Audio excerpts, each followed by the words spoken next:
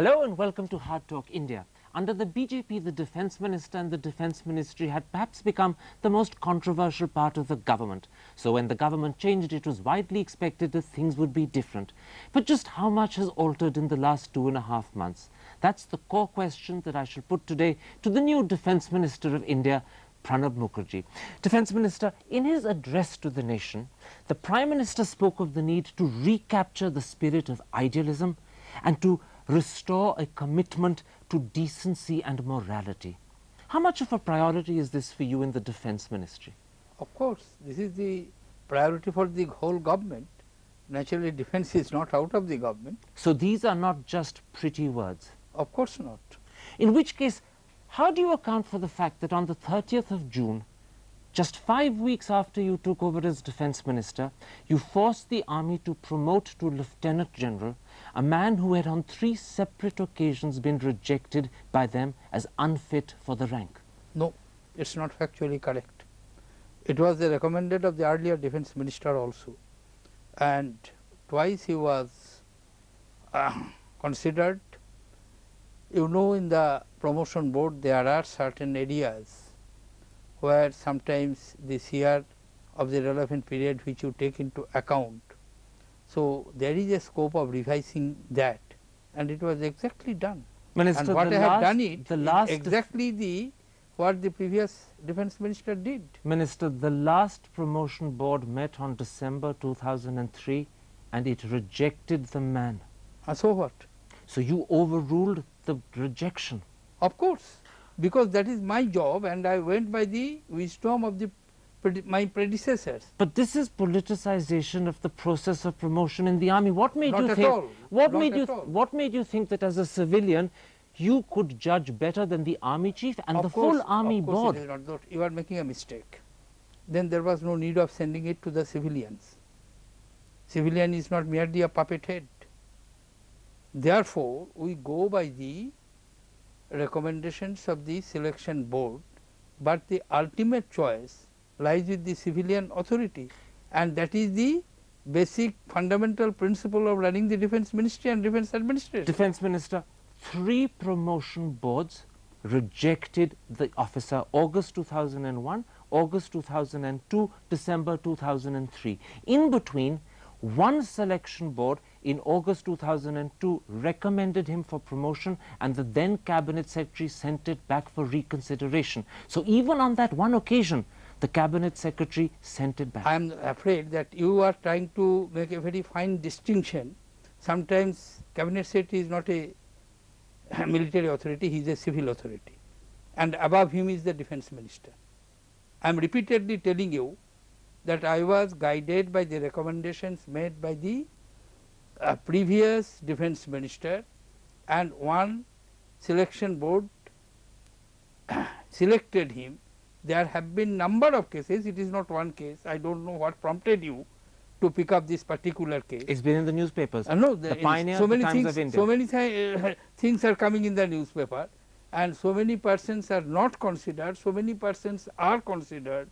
Those who are not considered, always it will appear in the newspaper because it is prepress. It's not because Therefore, of, this is not a question. No, this is not because of the grievances of those who are not considered. I'm raising it because retired chiefs of the army are concerned that behind this lies motivations that they cannot understand. They say that the reason you forced this promotion is because the officer concerned is related to a senior Congress leader. You were lobbied and you couldn't say no. That is absolutely wrong. Absolutely wrong, and this is the insinuation sometimes people bring without any basis. I was not influenced by anybody. I did not concede to the lobbying of any quarter. Then, Minister, look at the way in which it was done. The officer concerned I am was... sorry that if you just talk on the promotion of an individual, you are just wasting my time and your time. I'm not talking... What I had to say, I have said it. But a public interview does not mean, I am sorry to tell you, that it does not mean that you will just pick up one individual promotion case and waste my time. I am not that. picking up... I have spoken what I had to speak. I am sorry, I am not going Minister, to answer any question in respect of that. Minister, I am talking about the government's commitment, and I am quoting the Prime Minister's word, to the spirit of idealism. I am talking of idealism, and it is for me to decide what is idealism, what is not. and it is just not that you cannot waste my time and the time of the viewers on just promoting one individual case or not promoting one individual Minister, case. We have to talk on principle. We are talking on principles. Yes, I'm talking about the principle of promoting on political grounds an officer against the recommendations of the army chief. I am flatly denying it is not so. Those who are interested in not getting his promotion, I understand who are these and why these newspaper items are coming, because always it happens, somebody gets the chance, somebody does not get the chance, and they pick up somebody. Minister, but it is not fair, I am sorry to tell it, it is not fair to pick up one individual I am case not picking up an individual, I am picking up the principle of politicization of army promotion. No, it is the principle, because 99% cases we may go with the recommendations of the selection board, but there may be a departure in 1 or 2 cases, and that is why a civilian authority is to take the final decision. Except that you did it, had it been so, except that you did it 5 weeks after becoming defense there minister. There was no need of it. I am sorry that you have picked up a very wrong subject at the very beginning. This is not hard talk. I am sorry to point out that you are promoting an individual case and you are bringing another person who cannot defend himself. This is nothing to do with the promotion policy. No, Minister, I am talking about the commitment. I am sorry, I am not going to make any comment on it. If you ask me, I will have to remain silent on it. I am not asking you to make a comment. I am putting something else to you, Minister. No, can I just go to the other question, not on this. I am not going to answer any question in respect of this. You don't think that this refusal will look suspicious to the audience? No, not at all, because you have chosen a very wrong subject. You are losing your temper. No, I am not losing my temper. I am just speaking on that you are either promoting somebody's interest or you are just trying to denigrate somebody. It is not. I am raising issues in the No, papers. it is not. I am sorry. My perception is totally different. The viewers will have to decide for themselves. Let them decide. The viewers will decide. Let me move on then. Let them decide. If that is the subject, we can call the interview off, Mr. Karan Thapar. A second controversy that you face as Defence Minister today is to do with the widespread protests in Manipur as a result of allegations that army soldiers are alleged to have raped and killed Thangjam Manorma on the 11th of July. The army says that she was an arrested insurgent who tried to escape when she was shot. As Defence Minister, have you been able to establish the truth of the matter? Court of inquiry is going on. As per the Assam Rifles Act, I do not know whether you are aware of it, there is a separate independent act made by the Parliament, Assam's Rifles Act, and as per the provision of the act, a court of inquiry is looking into it. In addition to that, state government of Manipur has established a judicial inquiry commission. Both these inquiry committees are functioning. Unless their reports are available, it would not be proper for me to speak on the merits and demerits of this. I don't want you to do that at all. But does the fact that a court of inquiry has been appointed suggest, by implication, that you are dissatisfied with the army version? Always this is a case when there is a custodial death, whether it is justified or not, but as per the act, court of inquiry is to look into it. All right. Since the original incident came to light in the middle of July, newspapers, particularly the Indian Express and the Hindustan Times, have printed several allegations of alleged army atrocities going all the way back to 1984. Now, is the army guilty of excesses, or is this a malicious campaign? Which is it? I would not sit on a value judgment, but the fact remains, as you yourself have mentioned, that from 1984, I will take you back even to the earlier days. The Armed Forces Special Power Act is imposed from 1958. 46 years ago. Therefore, the fact remains there are insurgent activities there.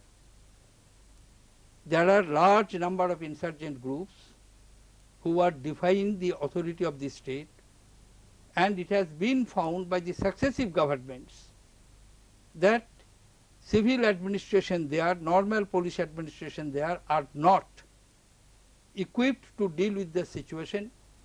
In view of that, it has been decided to deploy the armed forces. Quite right. But my question was a little different. My question was different. No, your question was that whether there are atrocities. No, my question is whether the stories of atrocities are justified or unfair. There may be, in cases, some atrocities might have taken place in long years. But what I am trying to point out, that whenever such things take place in our system, there are remedial measures, there are ways to find it out. At the moment, the protests have focused upon the Armed Forces Special Powers Act. The protesters want them repealed. Both you and the Home Minister have indicated that will not happen.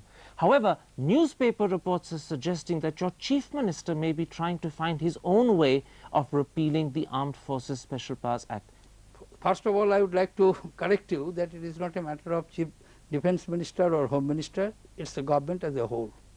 Government as a whole decided that it is not the time to repeal the Armed Forces Special Power Act in Manipur. So the fact in the Times of India that the Chief Minister is trying to repeal it, the fact is, just let me complete my answer.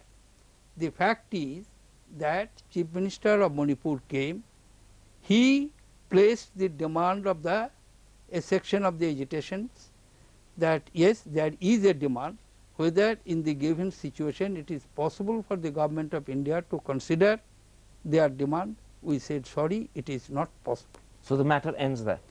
Up to now. What about appeals to amend the Act or to restrict it in its functioning? Are those possible? You know, it depends on the extent and nature of the insurgent activities. And I would like to remind you that the state government recommended for the extension of the Armed Forces Special Power Act for 1 more year in the last May only, not 6 months ago, in the last May only. Therefore, viewing this situation, they considered that there is a necessity of the extension of this act to tackle the situation there. In between, certain things have happened, certain agitations are going on. Therefore, considering those aspects, Chief Minister came, made a case, he tried to impress upon us, but considering all aspects, it was a common decision, joint decision of the Government of India. Prime Minister was also there, I was there, Home Minister was there, that it is not possible. Can I put something to you? In recent days, the Home Minister has said that whilst the Armed Forces Special Powers Act will not be repealed, he's held open the possibility that the Assam Rifles might be moved out of Assam. To many people in the army, that sounds as if he's saying that the act is right, but the armed forces are wrong. No, it's not like that. This would be a, I think, distorted interpretation. But sometimes it happens that if a particular unit, for instance, this unit has been put in the barrack, it's not a question of withdrawal. But if some individuals or some units, there are agitations or allegations against them, pending inquiry, we do not put them into operation. Won't that be seen as a slap on the face of the Assam Rifles? No, I don't consider it, because Assam's rifle has not gone there on their own. Government of India has sent it. If Government of India decides that they will not deploy them, they are not going to deploy themselves. Minister, let's move on to other matters. You've become Defence Minister at a time when all 3 service chiefs are extremely worried about the state of defence procurement in the country. As former Army Chief General Ved Malik has written, most of the weapons and equipment held by the Army are obsolescent. Yet politicians and senior bureaucrats, it's alleged, are reluctant to take decisions because they're scared of being accused of making money or getting involved in scams. What do you propose to do about this? What I have proposed is reflected in the budget itself. I have stepped up substantial quantum in terms of budgetary outlet for procuring equipment. You're talking about the 18% increase, but the problem is that the money allocated doesn't get spent. Mr. Koron, you have developed a habit of not allowing your question, your person interviewer to complete his question. Go ahead. Not so. Go ahead. Therefore, I have stepped it up, and it has been pointed out by the Finance Minister, it has been pointed out by me, that solely this enhancement is because of our committed liabilities for procurement, and procurement is meant for modernization of the armed forces. Quite right. But the problem is that the money allocated for procurement doesn't get spent, as your own Congress documents on sins and scams released by you before the elections pointed out. I am not responsible for that. 24,000 crore in the last 3 years wasn't spent. Yet when the last government created a non-lapsable rolling defense fund, particularly to take care of this problem, you reversed the decision. Why? First of all, that there is no relevance of the non-lapsable fund. Why is it not relevant? Because after all, finance minister is to give money. There is a non-lapsable fund for the donor, Department of Northeastern Region. Funds, money allocated, just listen, have the patience to listen. I am. Money allocated there amount to almost 6,000 crores of rupees. Finance minister could allocate only 1,500 crores of rupees. Because if money is not available with him, whether it is in non-lapsable fund or it is in the lapsable fund, matter remains the same. Except for so far the expenditure part is concerned, you cannot pass on the buck to me. It is because of the fact that in 3 consecutive years, substantial quantum of money even allocated at the BE stage was reduced at the RE stage. As a result of that, there could not have been spending for the procurement and for modernization. Just so that people can understand the short forms you're using, you're talking about different stages of budget estimates. But are you giving a guarantee to service chiefs and to retired service chiefs who are very concerned about the procurement situation that you will ensure that money allocated in each year is spent in that year itself? Perhaps you will have to wait till 28th February of the next year, when the budget for the next year will be presented. Because my saying is not adequate unless it is established on the ground, and that will be done, that will be shown. It will be done earlier, I will do it, but it will be known to the people on the 28th February or last working day of February in the next year. That assurance is bound to be very welcome to serving officers and retired officers, because their one concern is that by refusing to accept a non-lapsable rolling fund, in fact by reversing the earlier government's proposal, you have perhaps taken away the one hope they thought was there. Your knowledge is inadequate in that sense that it was just an intention. Quite right, a proposal. But no money was allocated. Therefore, no fund was created. So what? It was just an expression of intention in the budget speech of the finance minister, but neither a head was created, not a penny was deposited there. So no question of my reversing of an action does not arise. Question of my revising an intention arises. Minister, one other issue that is very important to the service chiefs, and in fact retired service chiefs will say perhaps it's the most important reform needed of all, that is the integration of civilian and military staff in the defense ministry. Your own Congress vision statement commits you to this. How quickly will you do it? Integration is taking place in the way of functioning, and we have made it quite clear in our vision document what we want to achieve. Therefore, we would not interfere with the integration. Does not mean that everything should boil down at one particular point of time. Integration means that they will have the operational freedom, but the overall responsibility would remain with the civilian authorities, and that way it is being done. But will you speed it up? Will you set a deadline by which time it's completed? It's not a question of deadline. It's a continuing effort, and sometimes there may be some frictions here and there, some troubles here and there, and you have to iron it out. But will it receive your full support? Of course. And it will in fact be pushed to the maximum by you? It's not a question of a play of words. I am committed to have that integration, and I will try to see that it is integrated during my tenure. What about the position of the Chief of Defence Staff? The Arun Singh Committee recommended it, the previous government agreed to it in principle. What is your But I have stated earlier that I have not yet decided on this issue. Therefore, no question Except that the funny thing is that if you look at, in fact, the comment made by the Congress in its vision statement, you said that you would speedily implement the recommendations made for the reform and reconstructing of defense organizations and the armed forces of the country. Doesn't that suggest a commitment to CDS? That's not. Because after all, I am one of the author of the vision document, so I know what happened. There was a debate that whether we should have it.